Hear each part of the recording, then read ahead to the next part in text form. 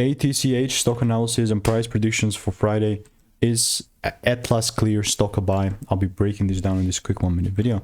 Now here's the thing, I'm still gonna stick to my strategy that I've refined over 45,000 videos and 5 years of experience.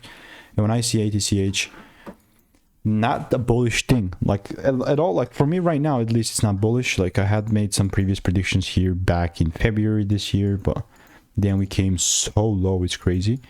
And it's just that I said if there's a double break, I'm looking to take it down. This bearish idea for me still hasn't freaking died out. So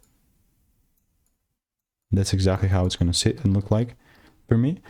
I mean, unless I'm proven otherwise and the price starts picking above 28 cents, 30 cents, then it's a whole different play. But other than that, if you want to stay tuned to get free money making emails and insights, click the first link in the description. I'll see you in the next one. Really nothing else that I'll be adding here. So goodbye and enjoy. Cheers.